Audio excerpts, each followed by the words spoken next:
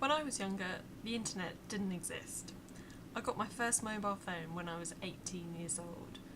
It didn't look that funny, and it wasn't that big. It kind of looked like that actually, a bit different to what I've got now. So when I went to university, I got my first email account. This meant I could keep in touch with my family back home and my old school friends. I didn't really use the internet very much for research. I mainly went to the library. That's a place where there's loads of books.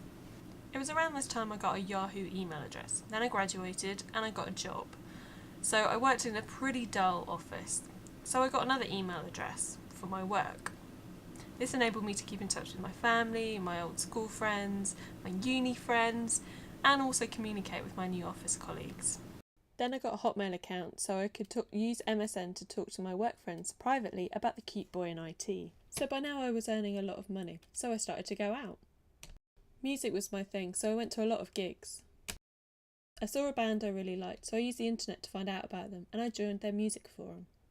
I used to go online a lot at work. I made a lot of new virtual friends through the website, went to some more gigs, and eventually I met up with these people in real life, some of whom lived as far away as America. It was about this time my internet usage really took off. I became a teacher, and I used the internet a lot. I got a MySpace page because everybody was talking about it. And I got a Skype account. This meant I could keep in touch with my gig friends who lived in America, my old uni friends who lived in Paris, and some friends I'd met along the way who were travelling as far afield as New Zealand. My web presence increased massively. It was about that time I got a Facebook page, then I started working at Long Road. So another email account, then a YouTube page, then a Twitter account. My online presence had increased massively, and I was exploring multiple aspects of my personality through the internet.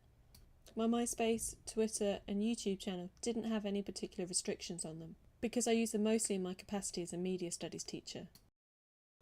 But my Facebook page showed the real me, so I implemented every security provision available. The music forum I was a member of had the advantage of anonymity. I used an alias, an alter ego. This gave me the security I needed to protect my identity. In the space of just 10 years, I had gone from only accessing the internet on a desktop computer to having it in my pocket. From a person with one email account to using the internet daily to communicate with family, multiple groups of friends, some real and some virtual, to store student work, to keep up to date with interesting media-related news, and to network with people, to chat about my favourite band, to keep my friends up to date with my daily life, and to see if I needed to take a brolly to work or not. So what about the future? If so much has changed in the last 10 years, just imagine how different it could be in another 10 or 20 years. I think a key technology that will make a difference to people's daily lives and how they experience the world is augmented reality. No, not like that. That's just ridiculous. More like that.